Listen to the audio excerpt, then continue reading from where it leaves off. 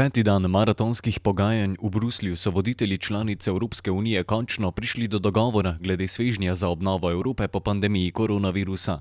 Dogovor vključuje 7-letni proračun unije, ki znaša 1074 milijard evrov, in sklad za okrevanje v višini 750 milijard evrov. Tako bo prvič v zgodovini proračun Evropske unije jasno povezan z zastavljenimi podnebnimi cilji. Podrobneje je sam vrh povzel predsednik vlade Republike Slovenije Janez Janša. Dovolite mi, da vas na kratko obvestim o ravno zaključenem izrednem svetu Evropske unije, Evropskem svetu.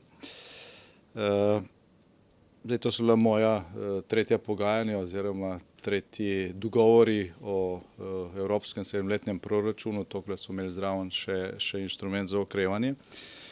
In lahko rečem, da je bilo drugače kot doslej. Zdaj, po Brexitu je Evropska unija drugačna, razmerja sil so drugačna, vzpostavljajo se nova ravnotežja in mogoče je tudi to dodatno prispevalo k temu, da je trajalo praktično 4 dni, da se je prišlo do dogovora.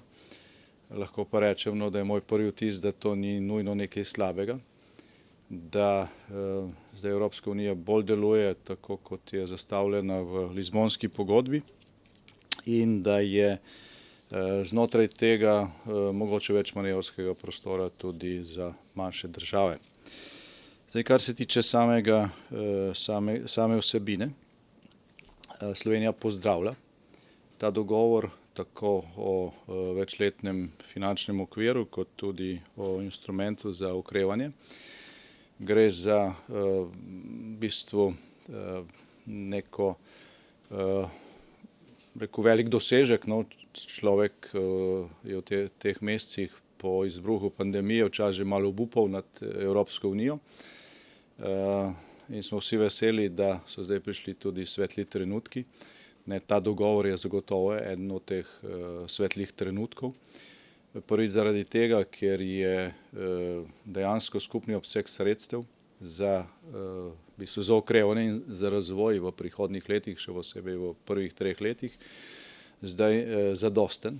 Se pravi, gre za robusten odgovor na to korono krizo in ta skupen obseg, ta robustnost zagotavlja tudi nek večji optimizem pred jesenjo, ko se vsi še malo bojimo, kaj bo z nadaljevanjem tega epidemiološkega vala. Zdaj, po drugi strani pa je ta paket oziroma sta oba instrumenta dobra tudi zaradi tega, ker smo dosegli, lahko temu rečem, v veliki meri pravično razdelitev. Tukaj gre za to, da se je še posebej v tem zadnjem delu upoštevalo naše predloge, tudi predloge drugih, ki smo jih naslavljali na svet, na Evropski svet, na vodstvo in na komisijo, v tem smislu, da se je upoštevalo specifika posamičnih držav. V primeru Slovenije še posebej problem naše zahodne regije, ki je glede na prejšnjo finančno perspektivo grozil drastičen padec sredstev.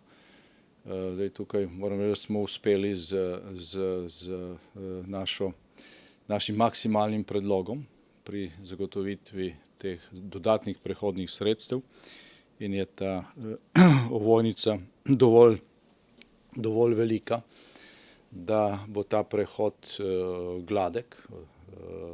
Tukaj ne bo nekih velikih lomov.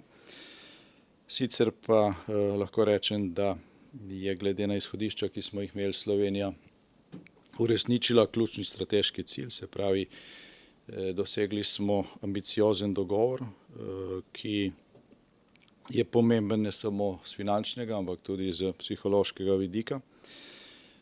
Slovenija je dosegla vse bistvene pogajalske cilje. Zagotovili smo si v bistvu zelo ugoden delež sredstev v okviru obeh inštrumentov. Zdaj, če govorimo o splošnem globalnem finančnem položaju Slovenije, gre tukaj za celotno obdobje 7 let za 10 milijard in pol sredstev, od tega je 6 milijard in 600 milijonov nepovratnih. Znotraj tega je okviru naše nacionalne ovojnice skoraj 3 milijarde evrov za kohezijsko politiko in milijarda ter 600 milijonov za skupno kmetijsko politiko. Tukaj imamo še potem 2 milijardi in 100 milijonov nepovratnih sredstev in 3 milijarde in 600 milijonov posojil v okviru tega inštrumenta za okrevanje. Že prej sem omenil to posebno ovojnico za zahodno kohezijsko regijo, katere obseg je 350 milijonov, se pravi naše maksimalno pričakovanje. In poleg tega smo uspeli izboljšati tudi predlog komisije, ko gre za razvoj podeželja, in smo v tem zaključku dobili na tej postavki še dodatnih 50 milijonov. Tako da v bistvu kljub temu, da je bil ta vrh ali pa Evropski svet zelo dolg, naporen, odhajamo z njega zadovoljni.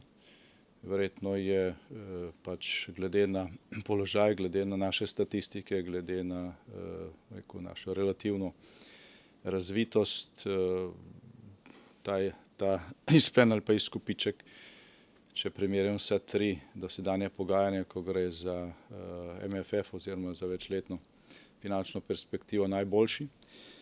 Slovenija, kljub temu, da ko smo se nazadnje pogajali tukaj pred 7 leti oziroma še nekaj več, pričakovali, da bomo v tem času že neto plačnica, ostaja neto prejemnica iz evropskega proračuna, zdaj kar je seveda glede na samo stanje tudi pogled z določenim obžalovanjem za nazaj, zakaj se nismo v tem času bolj razvili.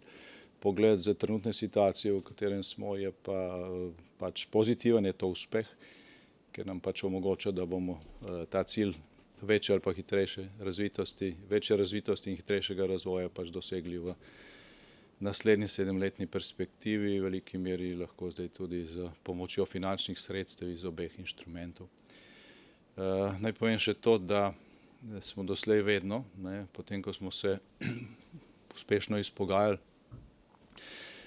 tako za obdobje 2007-2013 kot 2013-2020 za znatna sredstva, imeli kasneje kot država težavo pri njihovem investiranju. In je bilo včasih človeku težko, ko se je spomnil na težka pogajanja in potem na tiste grafe, ki so kazali, da nismo ravno uspešni pri črpanju.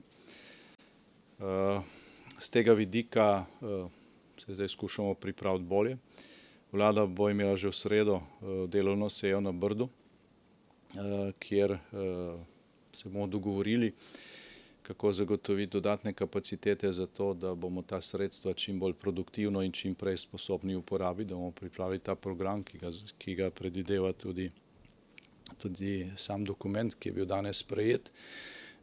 In to se mi zdi ravno tako bistveno kot to, kar se je zgodilo danes. Pravi, to, kar je pred nami, je na nek način, glede na naše izkušnje iz preteklih 2 finančnih perspektiv, v bistvu težji del dela.